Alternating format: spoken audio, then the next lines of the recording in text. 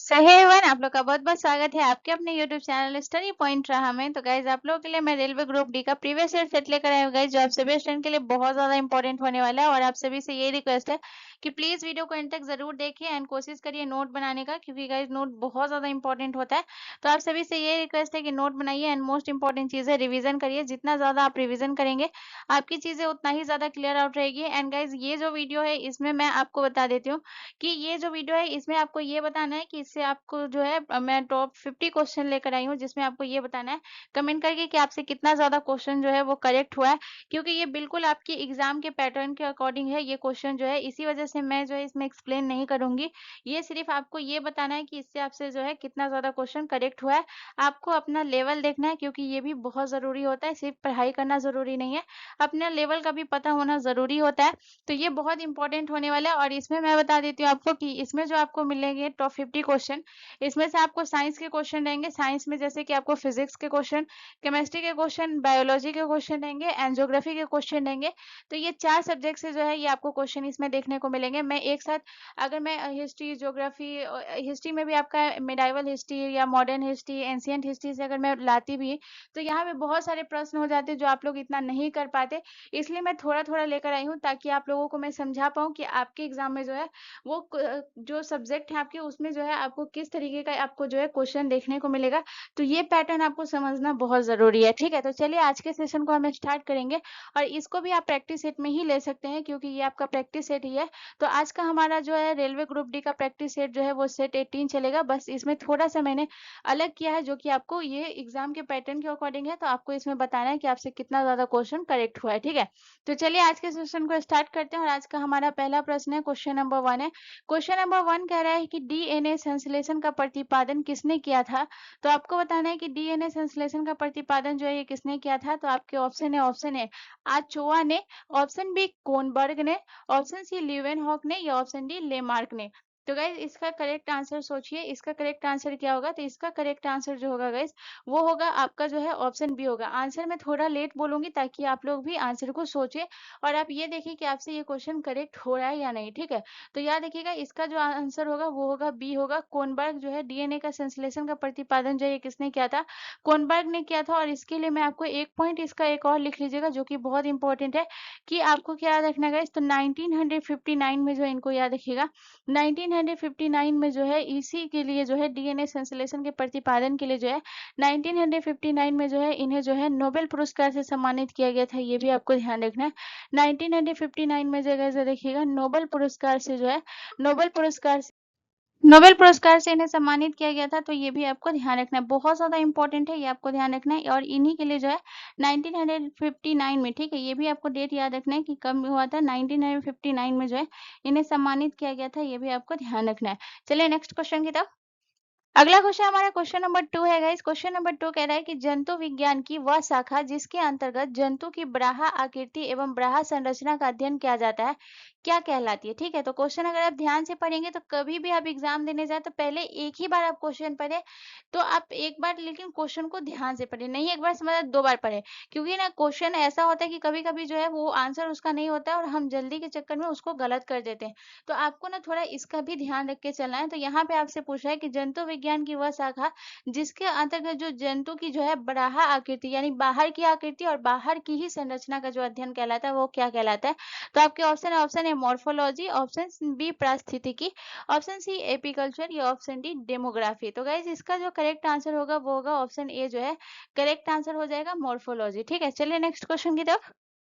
अगला क्वेश्चन हमारा question number 3 है गाइस। क्वेश्चन नंबर 3 कह रहा है कि ऊर्जा के किस रूप में प्रदूषण की समस्या नहीं होती है। तो यानी कि ऊर्जा का कौन सा ऐसा रूप है जिसमें प्रदूषण नहीं होता है। तो आपके ऑप्शन है कोयला ऊर्जा। कोयला ऊर्जा जब आप कोयला को जलाइएगा तो ऊपर धुआं होती है, तो ऑब्वियस सी बात है इसमें प्रदूषण होता है। तेल या फिर आप पेट्रोलियम को आप जलाइए तो इसमें भी प्रदूषण है। सौर ऊर्जा और परमाणु ऊर्जा की बात करें, परमाणु ऊर्जा में भी प्रदूषण है, लेकिन सौर ऊर्जा जो हमें धूप से प्राप्त होता है इसमें नहीं है। सौर ऊर्जा भी आप ले लीजिएगा। और इसके अलावा अगर सौर ऊर्जा ऑप्शन में ना हो तो एक ऊर्जा और है गाइस, याद रखिएगा वो कौन सा है, वो है पवन ऊर्जा। ठीक है, तो अगर सौर ऊर्जा हो ऑप्शन में या फिर पवन ऊर्जा हो, ये जो है इससे जो है प्रदूषण की समस्या नहीं होती है, ये आपको ध्यान रखना है। ठीक है, चलिए नेक्स्ट क्वेश्चन की तरफ। अगला क्वेश्चन हमारा क्वेश्चन नंबर 4 है गाइस। क्वेश्चन नंबर 4 कह रहा है कि पीडियाट्रिक्स निम्न में से किसके अध्ययन से संबंध है। तो आपके ऑप्शन है अस्थि रोग से, ऑप्शन बी हृदय रोग से, ऑप्शन सी शिशु रोग से, या ऑप्शन डी नेत्र रोग से। तो गाइस इसका जो करेक्ट आंसर होगा वो होगा option C is the correct answer, शिशु रोग से। ठीक है, चलिए नेक्स्ट क्वेश्चन की तरफ। अगला क्वेश्चन हमारा क्वेश्चन नंबर 5 है गाइस। क्वेश्चन नंबर 5 हमसे कह रहा है कि रेगिस्तान में पैदा होने वाले पौधे क्या कहलाते हैं। तो आपको बताना है कि रेगिस्तान में पैदा होने वाले जो पौधे होते हैं, रेगिस्तान में बोल रहे हैं, ठीक है, तो इसको क्या कहते हैं। तो आपके ऑप्शन है xerophytes, option B mesophytes, option C hydrophytes, या ऑप्शन डी इनमें से कोई नहीं। अगर आप पिछला प्रैक्टिस सेट देखेंगे तो इसमें मैं आपको सब बताई हूँ, जीरोफाइट्स, मेसोफाइट, हाइड्रोफाइट्स, प्लस इसके उदाहरण भी मैं एक्सप्लेन की हूँ, तो आपको पता होना चाहिए।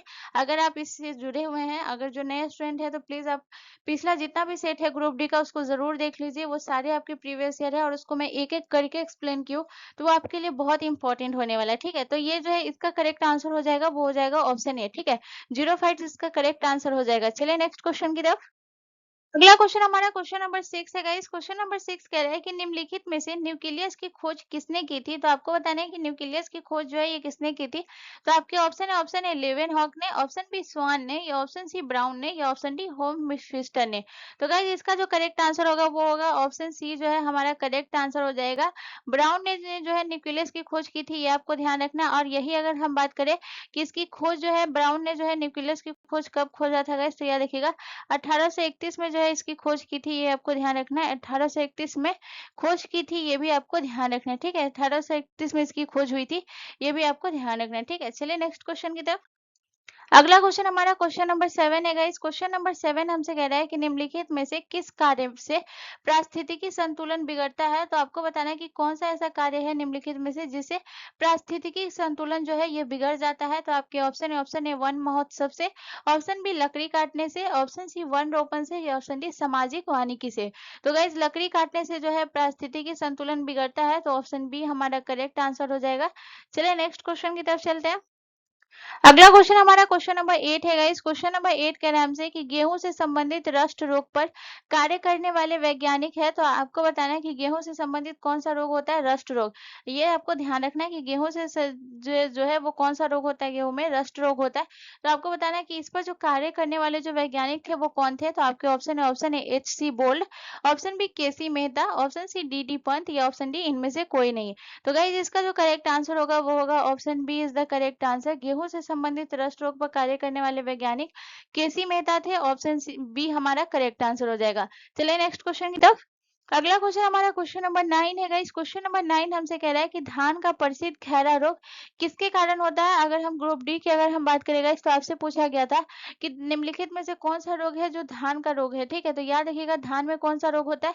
अगर हम धान की बात करें गाइस, तो धान में आपका कौन सा रोग होता है ये आपको ध्यान रखना है। तो धान में जो है ये आपका जो है खैरा रोग होता है। ठीक है, आपको ध्यान रखना है, खेरा रोग या खैरा रोग कह लीजिए, ये धान में होता है। ठीक है, तो ये बोल रहा है कि ये जो रोग होता है ये किसकी कमी के कारण होता है। तो आपके ऑप्शन है आपसे कह रहा है फास्फोरस की कमी के कारण, ऑप्शन बी जस्ते की कमी के कारण, या ऑप्शन डी जीवाणु के कारण, या ऑप्शन डी विषाणु के कारण। तो गाइज इसका जो करेक्ट आंसर होगा वो होगा ऑप्शन बी हमारा करेक्ट आंसर हो जाएगा। जस्ते की कमी के कारण जो है धान में प्रसिद्ध खैरा रोग होता है। चलिए नेक्स्ट क्वेश्चन की तरफ। अगला क्वेश्चन हमारा क्वेश्चन नंबर 10 है गाइस। क्वेश्चन नंबर 10 कह रहा है कि निम्नलिखित में से पौधे की लंबाई के लिए आवश्यक नहीं है। तो आपको बताना है निम्नलिखित में से कौन है जो पौधे की लंबाई के लिए आवश्यक नहीं है। तो आपके ऑप्शन है sodium, option B calcium, option C phosphorus, या ऑप्शन डी नाइट्रोजन। अगर हम कैल्शियम, फास्फोरस और नाइट्रोजन की बात करें तो इसको मैं एक एक करके एक्सप्लेन की हूँ आपके ग्रुप डी वाले में कि कैल्शियम का क्या काम होता है, फास्फोरस का क्या काम होता है, और नाइट्रोजन का क्या काम होता है। लेकिन अगर हम यहाँ पे बात करें कि पौधे की लंबाई के लिए आवश्यक नहीं है, तो सोडियम जो है ये पौधे के लिए आवश्यक नहीं है, पौधे की लंबाई के लिए आवश्यक नहीं है। ठीक है, चलिए नेक्स्ट क्वेश्चन की तरफ। अगला क्वेश्चन हमारा क्वेश्चन नंबर 11 है गाइस। क्वेश्चन नंबर 11 कह रहा है कि हाइड्रोजन के साथ सबसे अधिक यौगिक निम्नलिखित में से किस तत्व द्वारा बनाए जाते हैं। तो आपके ऑप्शन है oxygen, option B carbon, option C nitrogen, या ऑप्शन डी सिलिकॉन। तो गाइस इसका जो करेक्ट आंसर होगा वो होगा ऑप्शन बी हमारा करेक्ट आंसर हो जाएगा। कार्बन जो है हमारा करेक्ट आंसर हो जाएगा, यानी कि हाइड्रोजन के साथ जो सबसे अधिक यौगिक जो बनाए जाते हैं किस तत्व के द्वारा, वो बनाए जाते हैं कार्बन के द्वारा। अगर हम बात करें तो यहाँ पे एक पॉइंट और लिख लीजिएगा जो इंपॉर्टेंट है, तो मैं लिखा दे रही हूँ। तो ये आपको ध्यान रखना है कि कार्बन की जो है, याद रखिएगा कार्बन की कितनी वैलेंसी होती है। तो याद रखिएगा कार्बन की जो है 4 वैलेंसी होती है, ये आपको ध्यान रखना है। कार्बन की कितनी वैलेंसी होती है गाइस, तो याद रखिएगा कार्बन की 4 वैलेंसी होती है, ये आपको ध्यान रखना है। ये भी पूछा जाता है कि कार्बन की कितनी वैलेंसी होती है, ठीक है। चलिए नेक्स्ट क्वेश्चन की तरफ चलते हैं। अगला क्वेश्चन हमारा क्वेश्चन नंबर 12 है गाइस। क्वेश्चन नंबर 12 कह रहा है कि एक नाभिकीय रिएक्टर में भारी जल का क्या काम होता है। तो आपको बताना है एक नाभिकीय रिएक्टर में भारी जल का काम जो होता है वो क्या होता है। तो आपके ऑप्शन ए रिएक्टर को ठंडा करना, ऑप्शन बी नाभिकीय क्रिया को रोकना, ऑप्शन सी न्यूट्रॉन की गति को बढ़ाना, या ऑप्शन डी न्यूट्रॉन की गति को कम करना। तो गाइस इसका जो करेक्ट आंसर होगा वो होगा option D is the correct answer. एक नाभिकीय रिएक्टर में भारी जल का जो है ये क्या काम होता है, न्यूट्रॉन की गति को कम करता है, ये आपको ध्यान रखना है, ठीक है। चलिए नेक्स्ट क्वेश्चन की तरफ। अगला क्वेश्चन हमारा क्वेश्चन नंबर 13 है गाइस। क्वेश्चन नंबर 13 कह रहा है कि भार के अनुपात में जल में हाइड्रोजन व ऑक्सीजन का अनुपात होता है। तो आपको बताना है कि भार के अनुपात में जो है जल में वो हाइड्रोजन और ऑक्सीजन का अनुपात कितना होता है। तो 1:8, ऑप्शन बी 8:1, ऑप्शन सी 1:2, या ऑप्शन डी 2:1। तो गाइस इसका जो करेक्ट आंसर होगा वो होगा ऑप्शन ए जो है हमारा करेक्ट आंसर हो जाएगा। भार में अनुपात जो है जल में हाइड्रोजन का और ऑक्सीजन का कितना होता है, 1.8, ठीक है। चलिए नेक्स्ट क्वेश्चन की तरफ चलते हैं हम। अगला क्वेश्चन हमारा क्वेश्चन नंबर 14 है गाइस। क्वेश्चन नंबर 14 कह रहा है कि वनस्पति घी के निर्माण में कौन सी गैस प्रयुक्त होती है। तो आपको बताना है कि वनस्पति घी के निर्माण में जो है कौन सी गैस प्रयुक्त होती है। तो आपके ऑप्शन है, option A neon, option B nitrogen, option C hydrogen, या ऑप्शन डी कार्बन डाइऑक्साइड। तो गाइस इसका जो करेक्ट आंसर होगा वो होगा ऑप्शन सी हमारा करेक्ट आंसर हो जाएगा। हाइड्रोजन प्रयुक्त होती है, ये आपको ध्यान रखना है। चलिए नेक्स्ट क्वेश्चन की तरफ। अगला क्वेश्चन हमारा क्वेश्चन नंबर 15 है गाइस। क्वेश्चन नंबर 15 हमसे कह रहा है कि प्रकाशिक यंत्र बनाने के लिए निम्नलिखित में से किस प्रकार का कांच प्रयुक्त होता है। तो गाइस सबसे पहले मैं आपको बता दूं कि इसमें आपको 10 क्वेश्चन जो है वो बायोलॉजी से, 10 क्वेश्चन आपको केमिस्ट्री से एंड 10 क्वेश्चन आपको फिजिक्स से मिलेंगे, और 20 क्वेश्चन जो है ये आपके ज्योग्राफी से मिलेंगे, ठीक है। तो यहाँ पे मैं आपको बताई हूँ कि ये यहाँ पे अगर आपको जो है, मैं आपको बता रही हूँ कि अगर आपको ये पैटर्न, आप लोगों को ऐसा लग रहा है कि हम मुझे और सब्जेक्ट का भी बताना चाहिए, तो आप मुझे कमेंट करके बताइएगा। फिर मैं आपको हिस्ट्री पॉलिटी का भी बताऊंगी, ठीक है। तो ये जो है ये बिल्कुल आपकी एग्जाम के पैटर्न के अकॉर्डिंग है। आप जाकर आप पिछला जो भी है आपका, आप देखिए आपको इस टाइप के क्वेश्चन बहुत सारे देखने को मिलेंगे। तो ये बिल्कुल आपके एग्जाम के पैटर्न के अकॉर्डिंग बनाई हूँ मैं क्वेश्चन। तो आप इसको जरूर देखिएगा, ठीक है। और इसे जरूर आप समझिए, और इसे आप ये बताना नहीं भूलिएगा, प्लीज रिक्वेस्ट करती हूँ कि आप का कितना ज्यादा क्वेश्चन करेक्ट हुआ है, ठीक है। तो यहाँ पे क्वेश्चन आपसे ये पूछ रहा है कि प्रकाशिक यंत्र बनाने के लिए निम्नलिखित में से किस प्रकार के कांच का प्रयुक्त होता है। तो आपके ऑप्शन है पायरेक्स कांच, ऑप्शन बी फ्लोटिंग कांच, ऑप्शन बी मृदु कांच, या ऑप्शन डी इनमें से कोई नहीं। तो गाइज इसका जो करेक्ट आंसर होगा वो होगा option B is the correct answer. Floating कांच होता है, ये आपको ध्यान रखना है। चलिए नेक्स्ट क्वेश्चन की तरफ। अगला क्वेश्चन हमारा क्वेश्चन नंबर 16 है गाइस। क्वेश्चन नंबर 16 हमसे कह रहा है कि निम्नलिखित में से कौन सा क्लोरोफिल का घटक नहीं है। तो आपको बताना है कि कौन सा है जो क्लोरोफिल का जो है ये घटक नहीं है, ठीक है। तो आपके ऑप्शन है hydrogen, option B calcium, option C carbon, या ऑप्शन डी उपयुक्त में से सभी। तो गाइस इसका जो करेक्ट आंसर होगा वो होगा आपका ऑप्शन बी जो है करेक्ट आंसर हो जाएगा। क्लोरोफिल का घटक कौन सा नहीं है, तो कैल्शियम जो है ये क्लोरोफिल का घटक नहीं है, ठीक है। चलिए नेक्स्ट क्वेश्चन की तरफ। अगला क्वेश्चन हमारा क्वेश्चन नंबर 17 है गाइस। क्वेश्चन नंबर 17 हमसे कह रहा है कि ऑडियो और वीडियो टेप पर कौन सा रासायनिक पदार्थ का लेप रहता है। तो आपको बताना है ऑडियो और वीडियो टेप पर जो है कौन से रासायनिक पदार्थ का लेप होता है। तो आपके ऑप्शन है आयरन ऑक्साइड का, ऑप्शन बी सोडियम हाइड्रोक्साइड का, ऑप्शन बी सिल्वर आयोडाइड का, या ऑप्शन डी इनमें से कोई नहीं। तो गाइस इसका जो करेक्ट आंसर होगा वो होगा आपका ऑप्शन ए जो है करेक्ट आंसर हो जाएगा। आयरन ऑक्साइड का होता है, ठीक है। ऑडियो और वीडियो टेप पर जो है कौन सा रासायनिक पदार्थ होता है, ये आपको ध्यान रखना है, आयरन ऑक्साइड होता है, ठीक है। चलिए नेक्स्ट क्वेश्चन की तरफ। अगला क्वेश्चन हमारा क्वेश्चन नंबर 18 है गाइस। क्वेश्चन नंबर 18 हमसे कह रहा है कि शुष्क सेल में निम्नलिखित में से किनका विद्युत अपघट्यों के रूप में प्रयोग होता है। तो आपके ऑप्शन ए अमोनियम क्लोराइड और zinc chloride, option B sodium chloride और calcium chloride, option C magnesium chloride और zinc chloride, option D ammonium chloride और कैल्शियम क्लोराइड। तो गाइस इसका जो करेक्ट आंसर होगा वो होगा option A is the correct answer. Ammonium chloride और जिंक क्लोराइड जो है इस शुष्क सेल में जो है किन विद्युत अपघट्यों का के रूप में प्रयोग किया जाता है, अमोनियम क्लोराइड और जिंक क्लोराइड में। चलिए नेक्स्ट क्वेश्चन की तरफ। अगला क्वेश्चन हमारा क्वेश्चन नंबर 19 है गाइस। क्वेश्चन नंबर 19 कह रहा है कि निम्नलिखित में से गन पाउडर किस मिश्रण से बनता है। तो आपको बताना है गन पाउडर जो है ये किस मिश्रण से बनता है। तो आपके ऑप्शन ए पोटेशियम और सोडियम का nitrate, option B charcoal sulphur एवं potassium nitrate, option C potassium sulphate और चारकोल, और ऑप्शन डी पोटेशियम एवं मैग्नीशियम का सल्फेट। तो गाइज इसका जो करेक्ट आंसर होगा वो होगा ऑप्शन बी जो है करेक्ट आंसर हो जाएगा, यानी कि गन पाउडर का जो है ये किसके मिश्रण से बनता है, चारकोल सल्फर और पोटेशियम नाइट्रेट के मिश्रण से गन पाउडर बनता है, ये आपको ध्यान रखना है। ठीक है, चलिए नेक्स्ट क्वेश्चन की तरफ। अगला क्वेश्चन हमारा क्वेश्चन नंबर 20 है गाइस। क्वेश्चन नंबर 20 कह रहा है कि प्याज और लहसुन में गंध किस तत्व के कारण पाई जाती है। बहुत बहुत इंपॉर्टेंट पॉइंट है गाइस, तो आपको बताना है प्याज और लहसुन में जो गंध पाई जाती है वो किस तत्व के कारण पाई जाती है। तो आपके ऑप्शन है लिथियम के कारण, ऑप्शन बी सोडियम के कारण, ऑप्शन सी फ्लोरीन के कारण, या ऑप्शन डी पोटेशियम के कारण। तो गाइज इसका जो करेक्ट आंसर होगा वो होगा आपका जो है ऑप्शन डी करेक्ट आंसर हो जाएगा पोटेशियम के कारण। ठीक है, चलिए नेक्स्ट क्वेश्चन की तरफ। अब गाइज यहाँ से आपका फिजिक्स से स्टार्ट हो रहा है, तो यहाँ से आपको फिजिक्स के 10 क्वेश्चन मिलेंगे।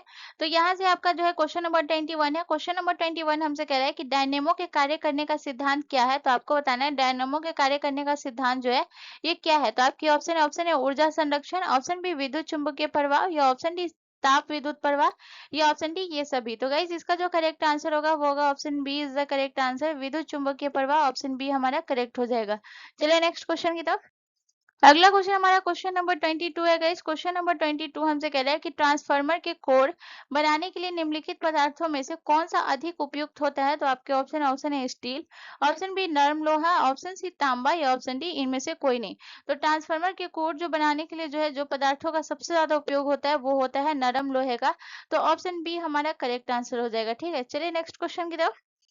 अगला क्वेश्चन हमारा क्वेश्चन नंबर 23 है गाइस। क्वेश्चन नंबर 23 कह रहा है कि विद्युत ऊर्जा को यांत्रिक ऊर्जा में बदलने की युक्ति है। तो विद्युत ऊर्जा को यांत्रिक ऊर्जा में बदलने की युक्ति क्या है। तो आपके ऑप्शन है डायनेमो, ऑप्शन बी ट्रांसफार्मर, या ऑप्शन सी विद्युत मोटर, या ऑप्शन डी इनमें से कोई नहीं। तो गाइस इसका जो करेक्ट आंसर होगा वो होगा ऑप्शन सी हमारा करेक्ट आंसर हो जाएगा। विद्युत ऊर्जा को यांत्रिक ऊर्जा में बदलने का क्या है, विद्युत मोटर है। विद्युत मोटर याद रखिएगा, ये भी बहुत बार पूछा गया है। ठीक है, चलिए नेक्स्ट क्वेश्चन की तरफ। अगला क्वेश्चन हमारा क्वेश्चन नंबर 24 है गाइस। क्वेश्चन नंबर 24 कह रहा है कि विद्युत उत्पन्न करने के लिए कौन सी धातु का उपयोग किया जाता है। तो आपको बताना है विद्युत उत्पन्न करने के लिए, ठीक है, विद्युत उत्पन्न करने के लिए जो है ये किस धातु का उपयोग किया जाता है। तो आपके ऑप्शन है एल्युमिनियम का, ऑप्शन बी तांबा का, ऑप्शन सी लोहा का, या ऑप्शन डी यूरेनियम का। तो गाइस इसका जो करेक्ट आंसर होगा वो होगा ऑप्शन डी हमारा करेक्ट आंसर हो जाएगा यूरेनियम का। तो ऑप्शन डी हमारा करेक्ट हो जाएगा। ठीक है, चलिए नेक्स्ट क्वेश्चन की तरफ। अगला क्वेश्चन हमारा क्वेश्चन नंबर 25 है गाइस। क्वेश्चन नंबर 25 हमसे कह रहा है कि 100 वाट का बिजली का बल्ब यदि 10 घंटे जलता है तो बिजली का खर्च होगा, यानी कि 100 वाट का बिजली का बल्ब, अगर कोई भी बिजली का बल्ब 100 वाट का है, अगर उसे हम 10 घंटा जलाएंगे कंटिन्यूसली तो उसका खर्च कितना होगा। 1 इकाई होगा, ऑप्शन बी 2 इकाई होगा, ऑप्शन सी 8 इकाई होगा, या ऑप्शन डी 10 इकाई होगा। तो गाइज इसका जो करेक्ट आंसर होगा वो होगा option A is the correct answer. 100 वाट की बिजली का बल्ब अगर आप 10 घंटे चलाएंगे तो इसका खर्च कितना होगा, 1 इकाई होगा। ये आपको ध्यान रखना है। ठीक है, चलिए नेक्स्ट क्वेश्चन की तरफ। अगला क्वेश्चन हमारा क्वेश्चन नंबर 26 है गाइस। क्वेश्चन नंबर 26 कह रहा है कि लोहे के ऊपर जिंक की परत चढ़ाने को क्या कहते हैं। तो आपको बताना है कि लोहे के ऊपर अगर हम जिंक की परत चढ़ा देंगे तो उसे हम क्या कहेंगे। तो आपके ऑप्शन है गैल्वेनाइजेशन, ऑप्शन बी आयनन, ऑप्शन सी ए और बी दोनों, या ऑप्शन डी इनमें से कोई नहीं है। तो गाइज इसका जो करेक्ट आंसर होगा वो होगा option A is the correct answer. लोहे के ऊपर जिंक की परत चढ़ाने को गैल्वेनाइजेशन कहते हैं। तो ऑप्शन ए हमारा करेक्ट हो जाएगा। ठीक है, चलिए नेक्स्ट क्वेश्चन की तरफ। अगला क्वेश्चन हमारा क्वेश्चन नंबर 27 है गाइस। क्वेश्चन नंबर 27 कह रहा है कि ओम का नियम क्या परिभाषित करता है। तो आपको बताना है कि ओम का नियम जो है ये क्या परिभाषित करता है। तो आपके ऑप्शन है प्रतिरोध, ऑप्शन बी केवल धारा, ऑप्शन बी केवल वोल्टता, या ऑप्शन डी धारा और वोल्टता दोनों। तो गाइस इसका जो करेक्ट आंसर हो जाएगा वो हो जाएगा ओम का नियम जो है ये क्या परिभाषित करता है, धारा और वोल्टता दोनों को परिभाषित करता है। तो ऑप्शन डी हमारा करेक्ट हो जाएगा। ठीक है, चलिए नेक्स्ट क्वेश्चन की तरफ। अगला क्वेश्चन हमारा क्वेश्चन नंबर 28 है गाइस। क्वेश्चन नंबर 28 कह रहा है कि प्रकाश की गति किसके बीच से जाते हुए न्यूनतम होती है। तो आपको बताना है प्रकाश की गति जो है ये किसके बीच से जाते हुए न्यूनतम होती है। तो आपके ऑप्शन है कांच, ऑप्शन बी जल, ऑप्शन सी वायु, या ऑप्शन डी निर्वात। तो गाइस इसका जो करेक्ट आंसर होगा वो होगा ऑप्शन ए जो है करेक्ट आंसर हो जाएगा। प्रकाश की गति कांच के बीच जाते हुए जो है वो न्यूनतम होती है। तो ऑप्शन ए हमारा करेक्ट हो जाएगा। चलिए नेक्स्ट क्वेश्चन की तरफ। अगला क्वेश्चन हमारा क्वेश्चन नंबर 29 है गाइस। क्वेश्चन नंबर 29 कह रहा है कि प्रकाश छोटे छोटे कणों से मिलकर बना है जिसे कहते हैं। तो प्रकाश छोटे छोटे कणों से मिलकर बना है जिसे हम क्या कहते हैं। तो आपके ऑप्शन है परमाणु, option B neutron, option C positron या ऑप्शन डी फोटोन। तो गाइस इसका जो करेक्ट आंसर होगा वो होगा option D is the correct answer. प्रकाश छोटे छोटे कणों से मिलकर बना है जिसे हम क्या कहते हैं, फोटोन कहते हैं। तो ऑप्शन डी हमारा करेक्ट हो जाएगा। चलिए नेक्स्ट क्वेश्चन की तरफ। अगला क्वेश्चन हमारा क्वेश्चन नंबर 30 है गाइस। क्वेश्चन नंबर 30 हमसे कह रहा है कि वायु के तापमान में परिवर्तन से ध्वनि का निम्नलिखित में से कौन सा गुण प्रभावित होता है। तो आपको बताना है कि जो है वायु के तापमान में परिवर्तन से ध्वनि का कौन सा गुण प्रभावित होता है। तो आपके ऑप्शन है तरंग दैर्ध्य, ऑप्शन बी विस्तार, ऑप्शन सी आवृत्ति या ऑप्शन डी तीव्रता। तो गाइस इसका जो करेक्ट आंसर होगा वो होगा option C is the correct answer. आवृत्ति करेक्ट हो जाएगा। ठीक है, चलिए नेक्स्ट क्वेश्चन की तरफ। अब यहाँ से गाइस आपको 20 क्वेश्चन जो है वो आपको ज्योग्राफी को देखने को मिलेंगे, यानी कि ज्योग्राफी का आपका क्वेश्चन होगा। यहाँ से जितने भी क्वेश्चन होंगे तो ये आपको ध्यान रखना है। ठीक है, तो अब यहाँ से अगर हम बात करें क्वेश्चन नंबर 31, क्वेश्चन नंबर 31 हमसे कह रहा है कि भारत के पश्चिमी समुद्री तट पर वर्षा किस मानसून से होती है। तो आपके ऑप्शन है उत्तर पूर्व से, ऑप्शन बी उत्तर पश्चिम से, ऑप्शन सी दक्षिण पूर्व से या ऑप्शन डी दक्षिण पश्चिम से। गाइस यहाँ से जो है ये प्रश्न बहुत बार पूछा गया, तो याद रखिएगा भारत के पश्चिमी समुद्री तट पर जो वर्षा होती है वो किस मानसून से होती है, दक्षिण पश्चिमी मानसून से होती है। तो ऑप्शन डी हमारा करेक्ट हो जाएगा, ये आपको ध्यान रखना है। ठीक है, ऑप्शन डी हमारा करेक्ट हो जाएगा। चलिए नेक्स्ट क्वेश्चन की तरफ। अगला क्वेश्चन हमारा क्वेश्चन नंबर 32 है गाइस। क्वेश्चन नंबर 32 हमसे कह रहा है कि गंडक परियोजना किन दो राज्यों की संयुक्त परियोजना है। तो आपको बताना है गंडक परियोजना जो है ये किन दो राज्यों की संयुक्त परियोजना है। तो आपके ऑप्शन है बिहार और उत्तर प्रदेश की, ऑप्शन बी उत्तर प्रदेश और मध्य प्रदेश की, ऑप्शन सी बिहार व पश्चिम बंगाल की, ऑप्शन डी बिहार व मध्य प्रदेश की। तो गाइस याद रखिएगा गंडक परियोजना जो है बिहार और उत्तर प्रदेश की जो है संयुक्त परियोजना है। तो ऑप्शन ए हमारा करेक्ट हो जाएगा। ठीक है, चलिए नेक्स्ट क्वेश्चन की तरफ। अगला क्वेश्चन हमारा क्वेश्चन नंबर 33 है गाइस। क्वेश्चन नंबर 33 कह रहा है निम्नलिखित में से कौन सी झील भारत के पश्चिमी तट पर स्थित है। तो आपको बताना है कौन सी झील है जो भारत के पश्चिमी तट पर स्थित है। तो आपके ऑप्शन है कोलेरू झील, ऑप्शन बी अष्टमुदी झील, ऑप्शन सी चिल्का झील या ऑप्शन डी पुलिकट झील। तो गाइस इसका जो करेक्ट आंसर होगा वो होगा ऑप्शन बी जो है करेक्ट आंसर हो जाएगा अष्टमुडी झील। ठीक है, तो ऑप्शन बी हमारा करेक्ट हो जाएगा। चलिए नेक्स्ट क्वेश्चन की तरफ। अगला क्वेश्चन हमारा क्वेश्चन नंबर 34 है गाइस। क्वेश्चन नंबर 34 हमसे कह रहा है कि निम्नलिखित में से कौन सा नगर किसी नदी के तट पर नहीं बसा है। तो आपको बताना है कि कौन सा ऐसा नगर है जो किसी भी नदी के तट पर नहीं बसा हुआ है। तो आपके ऑप्शन है Surat, option B Cuttack, option C Bhopal या ऑप्शन डी मैसूर। तो गाइस इसका जो करेक्ट आंसर होगा वो होगा ऑप्शन सी जो है करेक्ट आंसर हो जाएगा। भोपाल एक ऐसा शहर है जो किसी भी नदी के तट पर नहीं बसा हुआ है। तो ऑप्शन सी हमारा करेक्ट हो जाएगा। ठीक है, चलिए नेक्स्ट क्वेश्चन की तरफ। अगला क्वेश्चन हमारा क्वेश्चन नंबर 35 है गाइस। क्वेश्चन नंबर 35 कह रहा है कि केन नदी निम्नलिखित में से किसकी सहायक नदी है। तो आपको बताना है केन नदी जो है ये किसकी सहायक नदी है। तो आपके ऑप्शन है बेतवा नदी की, ऑप्शन बी चंबल नदी की, ऑप्शन सी यमुना नदी की या ऑप्शन डी ताप्ती नदी की। तो गाइस इसका जो करेक्ट आंसर हो जाएगा वो हो जाएगा जो यमुना जो है ये केन नदी जो है ये किसकी सहायक नदी है, यमुना नदी की सहायक नदी केन नदी है। ठीक है, तो ऑप्शन सी हमारा करेक्ट हो जाएगा। चलिए नेक्स्ट क्वेश्चन की तरफ। अगला क्वेश्चन हमारा क्वेश्चन नंबर 36 है गाइस। क्वेश्चन नंबर 36 हमसे कह रहा है कि बिहार में बहने वाली नदियों में किसका उद्गम अमरकंटक में है। तो आपको बताना है कि बिहार में जो बहने वाली जो नदी हो जो है इसमें से कौन सी ऐसी नदी है जो इसका उद्गम अमरकंटक से। तो आपके ऑप्शन है पुनपुन नदी, ऑप्शन बी कारो नदी, ऑप्शन सी सोन नदी या ऑप्शन डी कोयल नदी। तो गाइज इसका जो करेक्ट आंसर होगा वो होगा ऑप्शन सी जो है करेक्ट आंसर हो जाएगा। अमरकंटक से जो है आपकी 3 नदी का ही उद्गम होता है। एक होता है आपके नर्मदा नदी का उद्गम होता है, एक जो है ये कौन सी नदी का होता है, नर्मदा का होता है, और दूसरा आपके जो है ये किसका होता है, सोन का होता है, और तीसरा जो है आपके जोहिला नदी का होता है। ठीक है, तीसरा जो है आपकी कौन सी नदी है, जोहिला नदी है। ये 3 नदी का उद्गम जो है ये अमरकंटक से होता है। लेकिन अगर हम बात करें नर्मदा जो है ये आपकी कहाँ हो जाती है guys? नर्मदा जो आपके मध्य प्रदेश में, और सोन जो है ये आपके बिहार में है। चलिए नेक्स्ट क्वेश्चन की तरफ। अगला क्वेश्चन हमारा क्वेश्चन नंबर 37 है गाइस। क्वेश्चन नंबर 37 हमसे कह रहा है कि निम्नलिखित में से वह नदी कौन सी है जिसका उद्गम भारतीय राज्य क्षेत्र में नहीं है।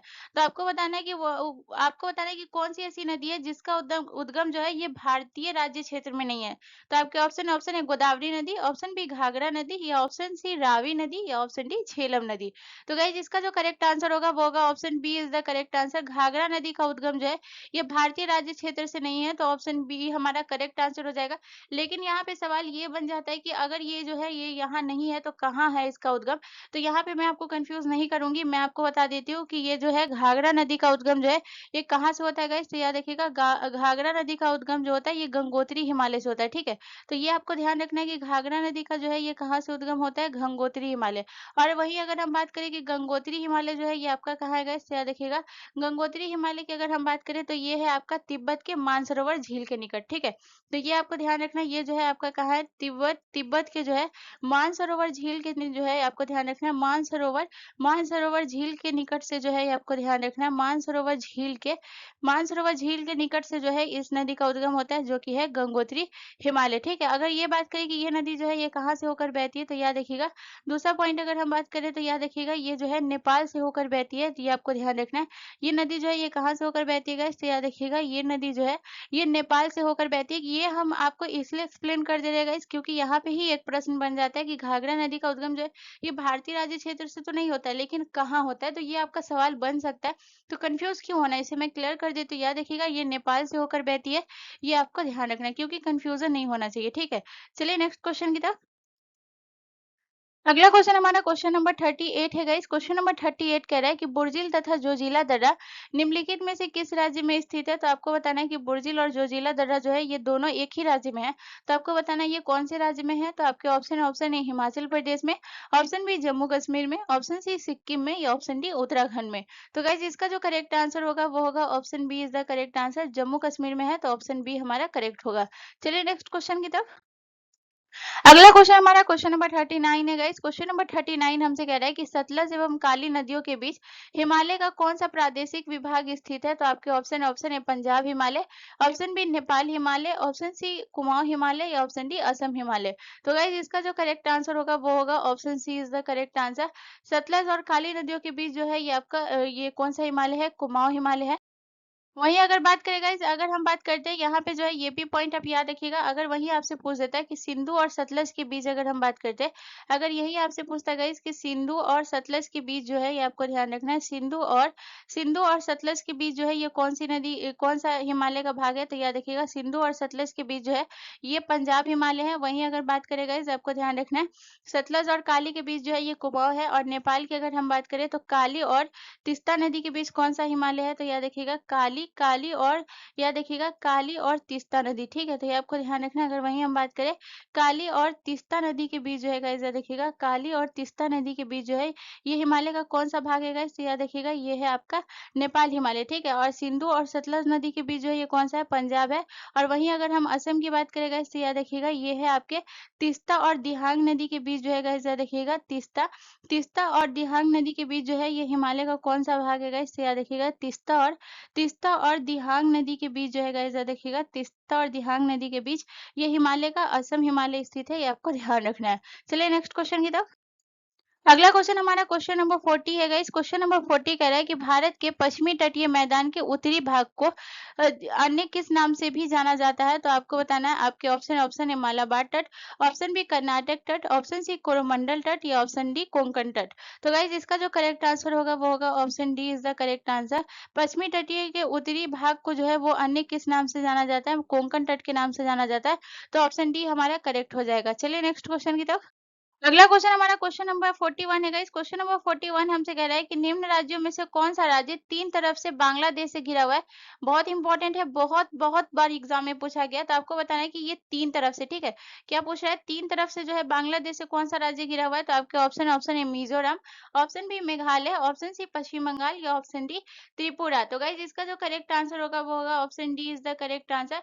त्रिपुरा जो है इसका करेक्ट आंसर हो जाएगा। तो ऑप्शन डी हमारा करेक्ट हो जाएगा। त्रिपुरा तीन राज्य से घिरा हुआ है, ध्यान रखिएगा। चलिए नेक्स्ट क्वेश्चन की तरफ। अगला क्वेश्चन हमारा क्वेश्चन नंबर 42 है गाइस। क्वेश्चन नंबर 42 हमसे कह रहा है कि किस भारतीय राज्य की सीमा सर्वाधिक राज्यों की सीमा को स्पर्श करती है? तो कौन सा ऐसा भारतीय राज्य है जिसकी सीमा जो है वो बहुत सारे ऐसे राज्यों को जो है स्पर्श करती है? तो आपके option A Madhya Pradesh, option B Uttar Pradesh, option C Assam या ऑप्शन डी आंध्र प्रदेश। तो गाइज इसका जो करेक्ट आंसर होगा वो होगा ऑप्शन बी जो है हमारा करेक्ट हो जाएगा, ठीक है। चलिए नेक्स्ट क्वेश्चन की तरफ।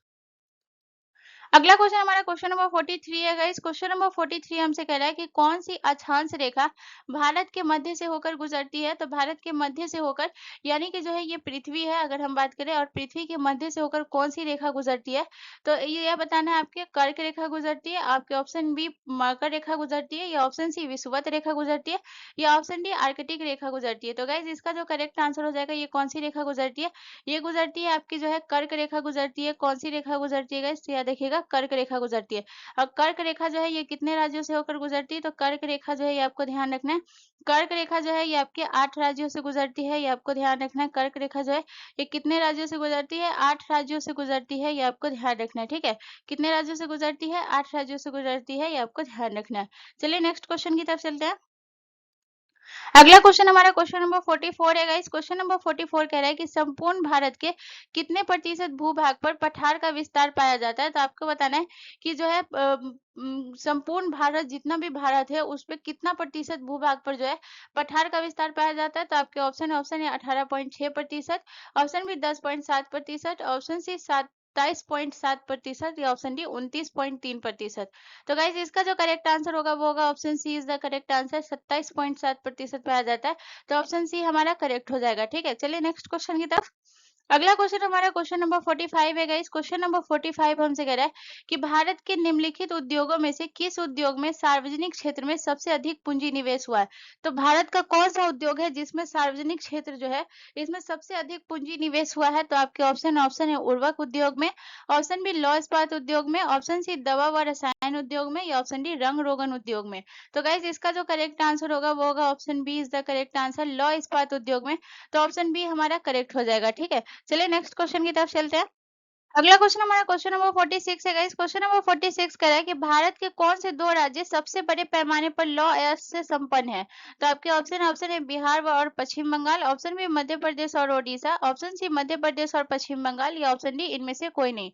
तो गाइज इसका जो करेक्ट आंसर होगा वो होगा आपका ऑप्शन बी जो है करेक्ट आंसर हो जाएगा, मध्य प्रदेश और ओडिशा। ठीक है, तो ऑप्शन बी हमारा करेक्ट हो जाएगा। चलिए नेक्स्ट क्वेश्चन की तरफ। अगला क्वेश्चन हमारा क्वेश्चन नंबर 47 है गाइस। क्वेश्चन नंबर 47 हमसे कह रहा है कि एस्किमो जनजाति के लोग स्लेज का निर्माण किससे करते हैं। तो आपको बताना है कि स्लेज का निर्माण जो है ये किससे करते हैं एस्किमो जाति के लोग।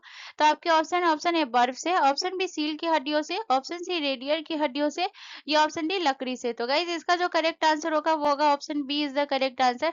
सील की हड्डियों से जो है स्लेज का निर्माण करते हैं एस्किमो जनजाति के लोग। तो ऑप्शन बी हमारा करेक्ट हो जाएगा। चलिए नेक्स्ट क्वेश्चन की तरफ। अगला क्वेश्चन हमारा क्वेश्चन नंबर 48 है गाइस। क्वेश्चन नंबर 48 कह रहा है कि भारत की जलवायु की सबसे महत्वपूर्ण विशेषता कौन सी है। तो आपको बताना है कि भारत की जलवायु की सबसे महत्वपूर्ण विशेषता कौन सी है। तो आपके ऑप्शन है हवाओं का मौसम परिवर्तन, ऑप्शन बी वर्षा भर लगातार वर्षा, या ऑप्शन सी पवनों की दिशा में परिवर्तन, या ऑप्शन डी ग्रीष्म एवं शीतकालीन पवनों का प्रभावी होना। तो गाइस इसका जो करेक्ट आंसर होगा वो होगा ऑप्शन सी हमारा करेक्ट आंसर हो जाएगा, पवनों की दिशा में परिवर्तन। ऑप्शन सी करेक्ट होगा। चलिए नेक्स्ट क्वेश्चन की तरफ। अगला क्वेश्चन हमारा क्वेश्चन नंबर 49 है गाइस। क्वेश्चन नंबर 49 कह रहा है कि अक्टूबर और नवंबर के महीनों में कहाँ अधिक वर्षा होती है। तो आपको बताना है अक्टूबर और नवंबर के महीने में। ठीक है, तो आपके ऑप्शन है पूर्वी पहाड़ियों पर, ऑप्शन बी छोटा नागपुर का पठार पर, या ऑप्शन डी मालवा के पठार पर, या ऑप्शन डी कोरोमंडल तट पे। तो गाइज इसका जो करेक्ट आंसर होगा वो होगा option D is the correct answer. Coromandel तट पर जो है अक्टूबर और नवंबर के महीनों में जो है ये अधिक वर्षा होती है। तो ऑप्शन डी हमारा करेक्ट होगा। ठीक है, चलिए नेक्स्ट क्वेश्चन की तरफ। अगला क्वेश्चन हमारा क्वेश्चन नंबर 50 है गाइस। क्वेश्चन नंबर 50 हमसे कह रहा है कि निम्नलिखित में से भारतीय खनिज पदार्थों का भंडार गृह क्या कहलाता है। तो आपको बताना है कि भारतीय खनिज पदार्थों का भंडार गृह क्या कहलाता है। तो आपके ऑप्शन है मालवा का पठार, ऑप्शन बी दक्कन का पठार, ऑप्शन सी लद्दाख का पठार, या ऑप्शन डी छोटा नागपुर का पठार। तो गाइज इसका जो करेक्ट आंसर होगा वो होगा आपका जो है option D is the correct answer. भारतीय खनिज पदार्थों का भंडार गृह क्या कहलाता है, छोटा नागपुर का पठार। तो गाइज आपका जो है आज का सेशन यही कंप्लीट होता है।